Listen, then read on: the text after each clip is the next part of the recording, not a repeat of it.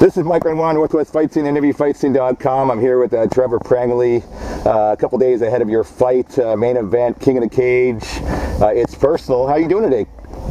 Good, man. How you doing? Really good, really good. Now, let's just get right into the fight. The nickname for the show is It's Personal, and you're fighting Tony Lopez, and it sounds like it is personal. Talk about that. Yeah, it's a little bit personal. It's fun, you know what I mean? The first fight we fought was a good fight and ended in some controversy, and after, I mean, that kind of thing happens, but he just couldn't keep his mouth shut after that, and you know what I mean? Just, I don't normally get involved in that stuff, but the guy's just got no class, and, you know, I'm going to try to teach him a lesson here on Thursday night. Right. Now, have you had, I know you're one of the more respectable fighters that I've met out there. Have you ever had this kind of thing happen to you before in any of your past? No, never. I've never had anybody do that to me. I mean, I've had over 50 fights in my career, and nobody's ever done that. So I guess the first for me, and you know, it's I haven't engaged in it on the internet or anything like that. I haven't engaged in it on forums or anything like that, because to me it's just a waste of time and it shows no character. You know what I mean? I'll just try to get the point across here on Thursday night and see what happens. You know. Right. Now, in that previous fight back in December, I guess it was a legal knee in the fourth round, and it sounded like, you know, of course they went to the technical decision, and you won the fight. It sounds like in the first three rounds you're getting pretty good. Some observers said you were maybe gassing in that fourth round. Was that a factor?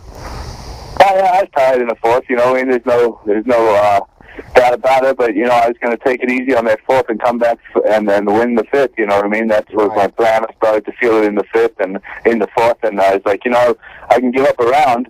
You know, and I think the frustration of him getting beat up for 2 rounds just, I mean, there was no accidental about that knee. He faked the knee to the body, and when I blocked the knee to the body, he switched knee to the head. You know, there's no way you make an accident that way. You know, right? I told him, and you know, I really haven't spoken out about it because I really don't engage, because that just gives him a validation and stuff. And you know, to talk to a guy like that, I feel like every time I mention his name, I get stupider on the phone. You know, right. And I just, you know, to sit there and talk shit. I told the doctor, hey man, just give me my 5 minutes and I'll fight. And he said, does your jaw hurt? I was like, yeah, it hurts, but I can fight. And he's like, no, I'm stopping the fight then.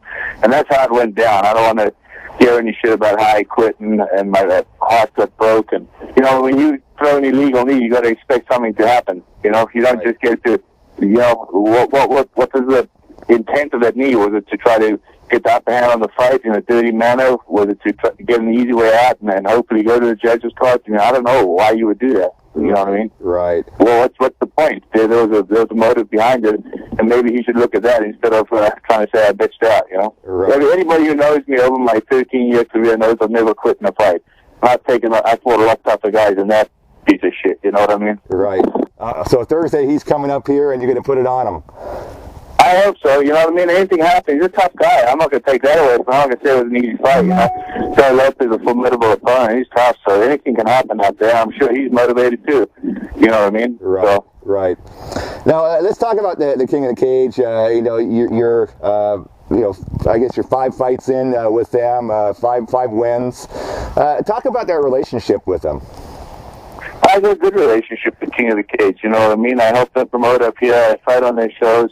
You know, they keep me busy at a time when, I wasn't busy. I was having a hard time finding fights, and those guys stepped up and gave me another shot. You know, I'm an old guy, man. I'll be 41 here in a couple of months, and not too many places are willing to give you a chance when you get to that age. You know, King of the Cage stepped up and saw that I had a few good fights left, and again, gave me a shot, you know? Right on, right on. Now, at your age, and like you said, 13 years into the career, how's your body held up?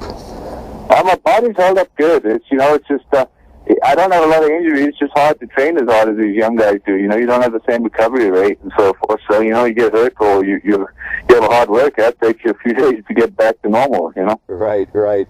Now, I've asked you this question before. Do you have any time frame for stepping away from the cage, or are you kind of looking at, man, I've been retiring for 5 years, you know what I mean? I think, like I tell everybody else, you know, Crazy Bob coached me, my manager for years, and since 2002, and I made a deal with him and my head coach, Javier Mendez, and said, you know, when I'm ready, you guys need to tell me.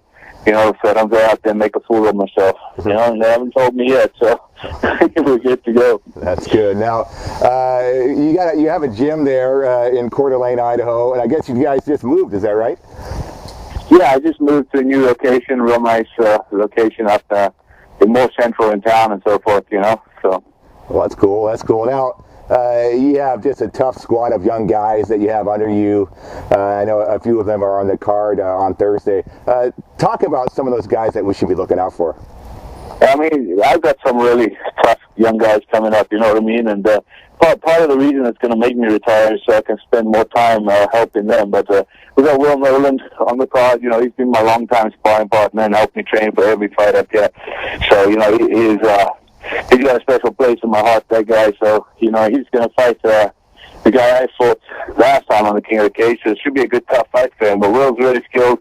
Come a handful for me. I have Daniel Swain. He's not fighting on that card, but he's super tough. And, you know, Zach Lowry was going to fight on the card, fighting for the title, but got hurt and got a rib popped in practice, so he had to step down. But I got a good squad, man. The guys are in there. They're dedicated, and they push themselves. They push me, you know. Right. Well, that's. I really want to see them succeed. Every single one of them. You know, we have a good tight group. Nobody's jealous of anybody. Nobody's wanting to see anybody fail. We're all in it for each other. You know, so it's a good little team. Right. Now, talk about that training. But I know you guys go hard. You know, and I think that's an aspect of the game. You know, where guys get hurt in training. How do you kind of avoid that? I mean, it's going to happen. Injuries going to happen. How do you try to avoid injuries as you're preparing for fights? Man, you know, we've been pretty lucky. We just what we do is do a lot of high-paced sparring as opposed to the 100% full sparring anymore, you know what I mean? And we pad up real good. I'm not somebody who believes in sparring with the little puffy gloves on and stuff. We use 16-ounce gloves, headgear, shin pads, all that good stuff, you know what I mean? You gotta protect yourselves and your fighters. If you want a long career, you gotta protect yourself, you know, and something with Zach was just a fluke accident. He was twisting out, or he was on the wall and twisting out. He had his body in a precarious position, and someone hit him with a body shot, and the rib just came out. You know, it tore the cartilage between the two ribs. It wasn't even a hard shot. It was just one of those that caught him just right. You know, and that's going to happen. That can happen in any sport. Right. Well, I appreciate your time today. Do you have any sponsors or anyone else you'd like to give a shout out to here? Yeah, I would like to give a shout out to my whole team, you know, a.k.a. not only here, but down in San Jose, Josh Thompson, Javier Mendez, Bob Filbaroni, all the guys who pushed me, gave me motivation through my career when I was feeling like maybe it's time for me to be done and stuff. These guys were like, no, you're not done, you know, and I have had a lot of sponsors. I can't thank them all because, you know, there's been so many over the years, but every single one of them has contributed to me being a success in my career, and I want to thank them all, you know, and the fans and all that, you know. Excellent. Well, again, I appreciate your time. You're fighting this Thursday, main event, King of the Cage. It's personal at the Coeur d'Alene Casino. Any tickets left? Do you know? Yeah, there's a few tickets left, but they're going real fast. You know, the last week's picked up, and they're selling at a rate of about 100 a day, so there's not many left. All right, well, if you're listening to this and you fans out there, get on it. So, again, hey, thank you so much, Trevor, for your time. Good luck into you on Thursday, and we look forward to seeing you in there. Thanks, man. Thanks.